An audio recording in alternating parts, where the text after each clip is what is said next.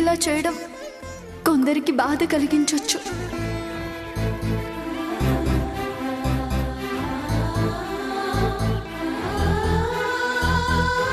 కానీ ఒకటి మాత్రం నిజమండి, కన్నయ్య ఎప్పుడు మంచి పనులే చేస్తాడు, 10 మందికి మంచి చేస్తాడు.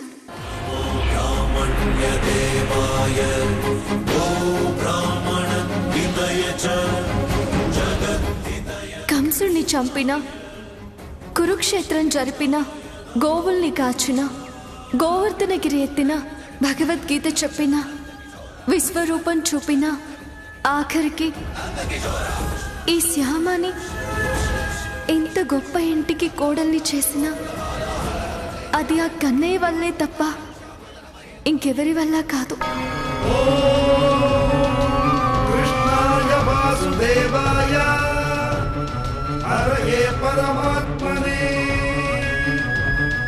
ఆ కన్నయ్య లీలలు మనకి అర్థం కావు. ఆ కన్నయ్య లీలలు కళ్ళారా చూడాలే తప్ప కారణాలు వెతుక్కూడదండి.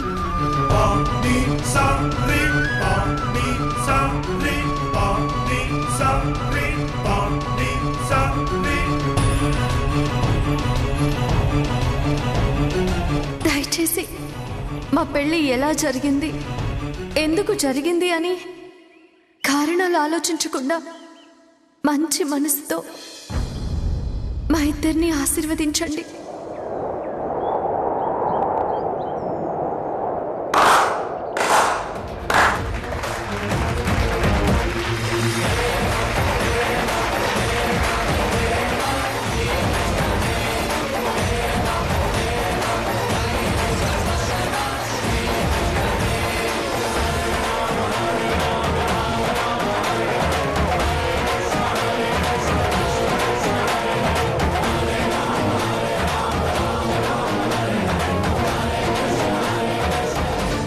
వసంత, నీ కోడలు రూపం చూసి నోటికొచ్చినట్టు మాట్లాడాను, నన్ను క్షమించు.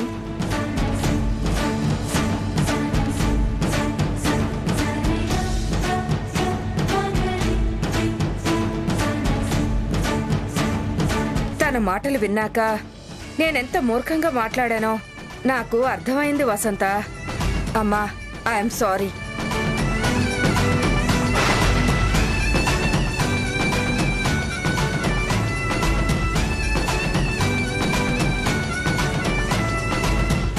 ఆనందవర్మ గారు, ఇలాంటి కోడలు వచ్చినందుకు మీరు చాలా అదృష్టవంతులండి.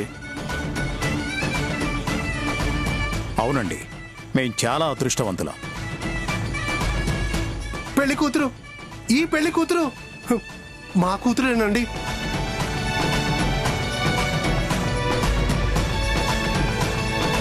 ఇంత మంచి కూతుర్ని కన్నా మీరు అదృష్టవంతులు, కోడలిగా పొందిన మీరు అదృష్టవంతులు.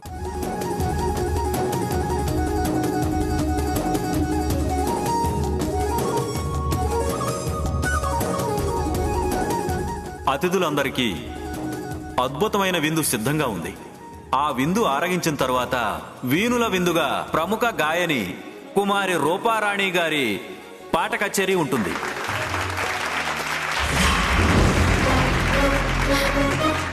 అమ్మా, ఏంటమ్మా ఇది? ఉండవే, నువ్వుండు.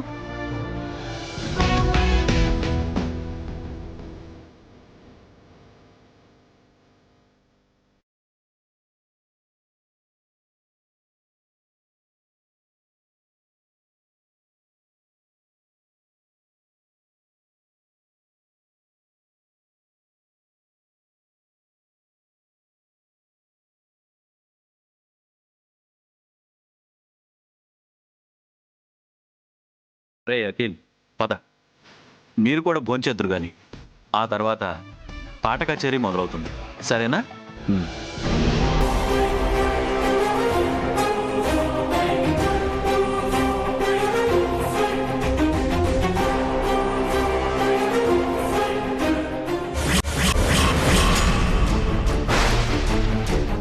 ఏంటి గురువమ్మ మీరనేది? అవును, నువ్వు ఏదో కారణం చెప్పి పాట పాడకుండా తప్పించుకున్నావంటే తెల్లారేసరికి మీ ఇల్లు శవాల దిబ్బవుతుంది.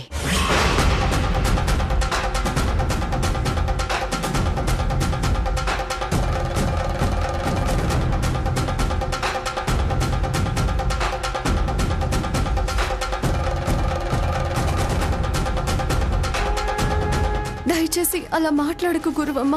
నేనిలా మాట్లాడకుండా ఉండాలి అంటే నువ్వు పాట పాడి తీరాలి. ఎలా పాడుతుంది గురువమ్మ?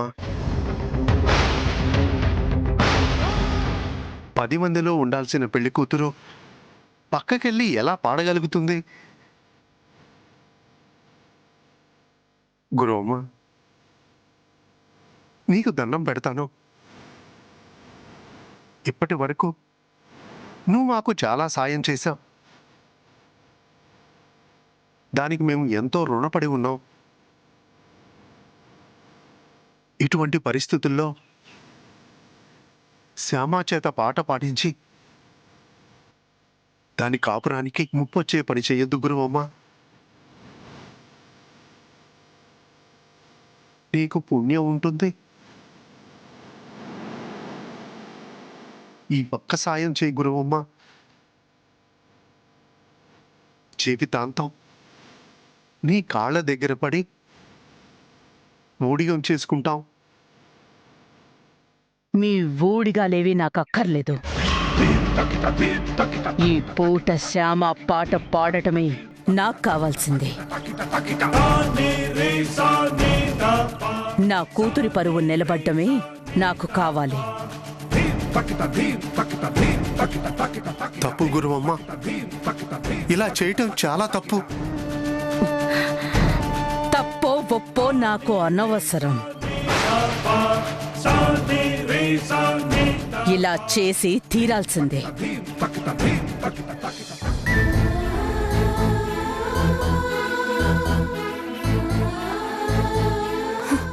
నాన్న, ఇప్పుడు తప్పప్పుల గురించి పాప పుణ్యాల గురించి ఆలోచించకూడదు.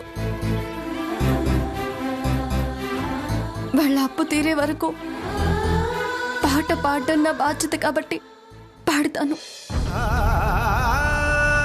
గురువమ్మ గారు, ఎప్పుడు ఎక్కడ ఎలా పాట పాడమంటే అలా పాడతాను. ఇప్పుడు దారికొచ్చావే నువ్వు.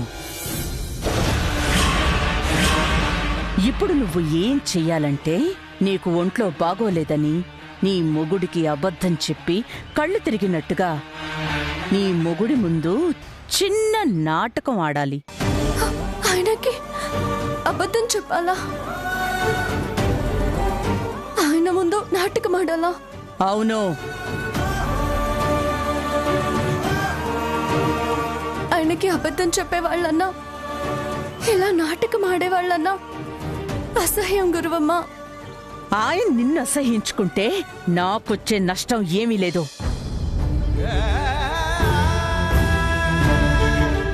కానీ శ్యామాకి నష్టం కదా గురువమ్మ.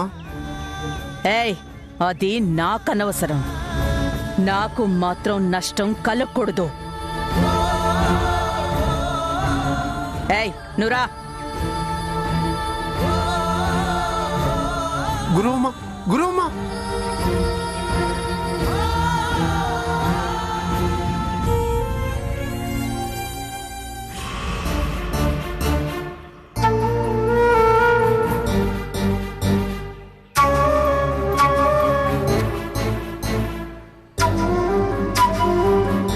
అక్కడ అందరూ భోజనానికని వెళ్తున్నారు.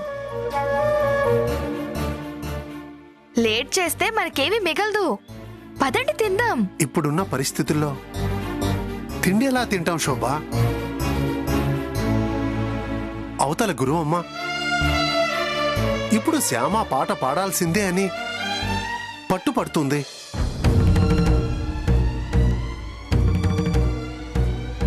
అల్లుడు గారు పక్కనుండగా శ్యామ ఎలా వెళ్తుంది, ఎలా పాడగలుగుతుంది?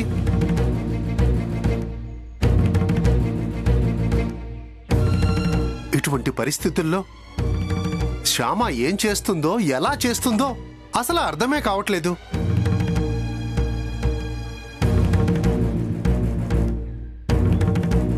శ్యామ గురించి తలుచుకుంటేనే నాకు చాలా భయంగా ఉంది.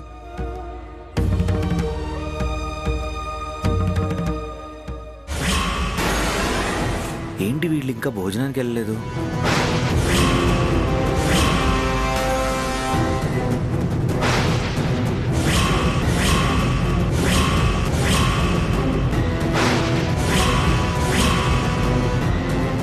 ఎందుకండి భయం? శ్యామ గురించి నాకు తెలుసు.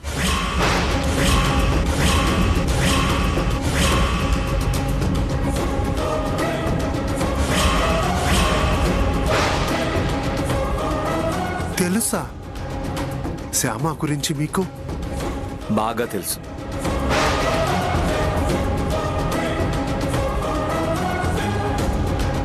శ్యామ గురించి మీరేం భయపడక్కర్లేదు. కొత్త ఇంట్లో కొత్త మనుషుల మధ్య తను ఎలా ఉంటుందా అని మీరు భయపడాలి.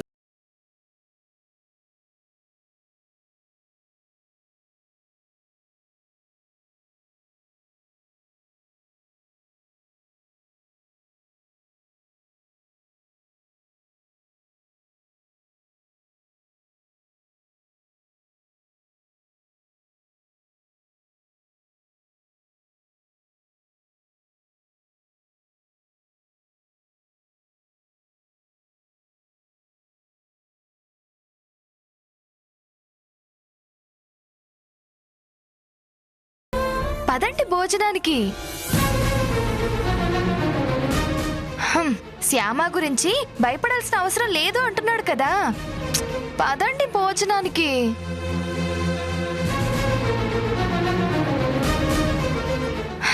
శ్యామ సంగతి కన్నయ్య చూసుకుంటాడులే. పదండి భోజనానికి. మీరు వెళ్ళి తింటూ ఉండండమ్మా, నేను వస్తాను. వెళ్ళండి. పదండి పదండి. వెళ్ళరా. శ్యామ ఎక్కడుంది? ఏం చేస్తుంది?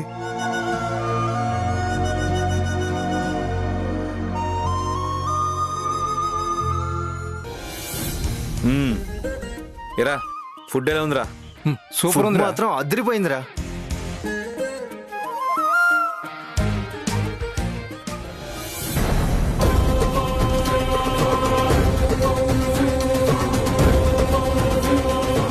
మీ ఆయన అక్కడున్నాడు. కళ్ళు తిరిగినట్టు యాక్ట్ చెయ్యి. రెస్ట్ తీసుకుంటావని చెప్పి లోపలికి తీసుకెళ్తాను.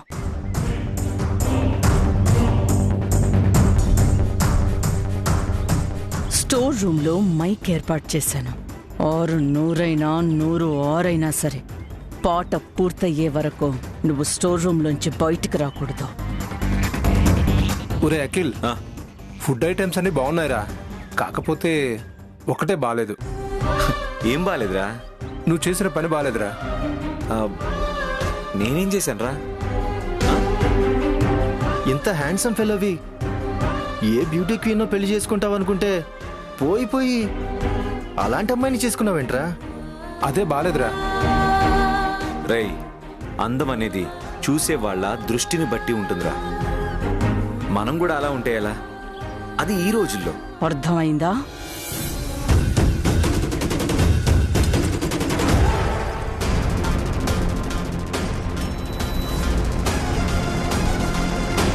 పద.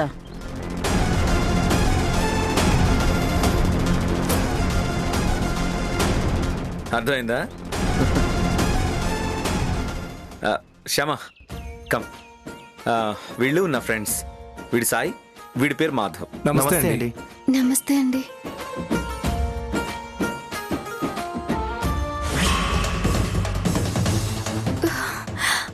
ఏ శ్యామ, శ్యామ ఏమైంది? అయ్యో ఓకే. శ్యామ ఏమైంది? అది శ్యామ ఒంట్లో బాలేదా? అంటే కొంచెం కళ్ళు తిరుగుతున్నట్టుగా ఉందండి. పాపం. అదేంటి కళ్ళు తిరగడం ఏంటి? ఇంతసేపు బాగానే ఉన్నావు కదా. ఏమైంది శ్యామ? శ్యామ శ్యామ ఏమైంది? రే అఖిల్, అలా చూస్తూ నిలబడ్డావేంటి నాన్న? డాక్టర్ దగ్గరికి తీసుకువెళ్ళి శ్యామాని.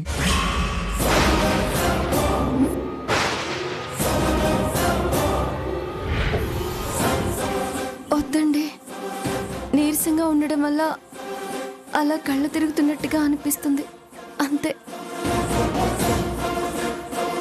పాపం, రాత్రి సరిగ్గా నిద్ర పట్టలేదంటన్నయ్యా. దానివల్ల నీరసం వచ్చింది.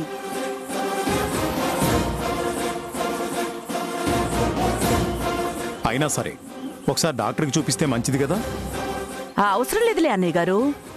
ఏదైనా జ్యూస్ తాగి కాసేపు రెస్ట్ తీసుకుంటే సరిపోతుంది. ఏం శ్యామా?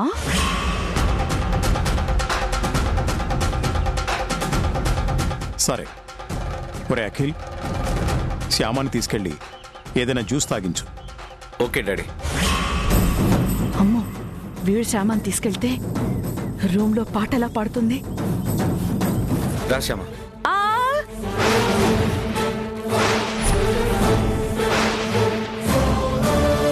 దీనికి అఖిల్ ఎందుకు? నేను తీసుకెళ్లి జ్యూస్ తాగిస్తానులేండి. పర్వాలేదమ్మా, వాడు శ్యామ పక్కనుంటే వాడికి టెన్షన్ ఏమి ఉండదు కదా. ఉంటే నాకు టెన్షన్గా ఉంటుందిరా మొగడా. నువ్వు తీసుకెళ్ళు. పద శ్యామ. అన్నయ్య గారు,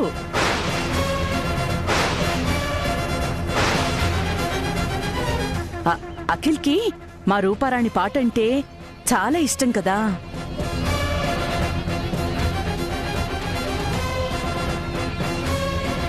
తన పాట వినకుండా శ్యామ దగ్గర ఉండడం ఎందుకు? శ్యామ సంగతి నేను చూసుకుంటానులేండి. అది కాదమ్మా, నేను చెప్పేది ఒకసారి విను. అవును, శ్యామ సంగతి గురువమ్మ చూసుకుంటుందిలేండి.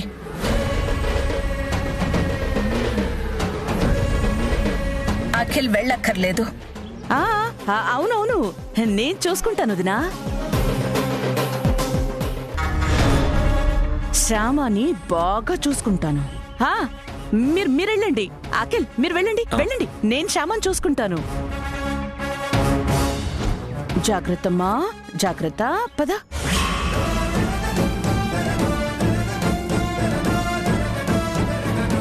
ఆయనకి మామయ్య గారికి ఒంట్లో బాగాలేదని అబద్ధం చెప్పాను.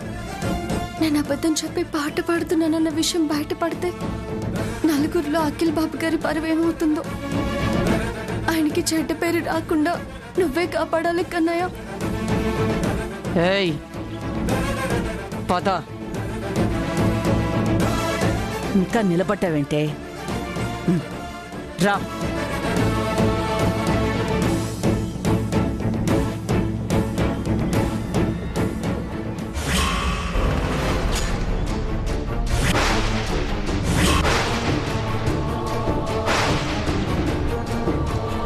ఇటెక్కడికి వెళ్తున్నారు?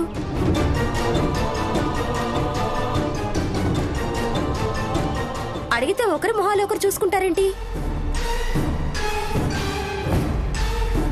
గురువమ్మ, శ్యామను ఎక్కడికి తీసుకెళ్తున్నారు? రిసెప్షన్ జరుగుతుంది అక్కడ కదా. ఏం లేదు వైదేహి, శ్యామకి ఒంట్లో బాలేదంట, జ్యూస్ తాగిద్దామని తీసుకెళ్తున్నాను. అయ్యో అవునా? గురువమ్మ, శ్యామకి నేను జ్యూస్ కల్పిస్తానులే, కానీ నువ్వు వెళ్ళు.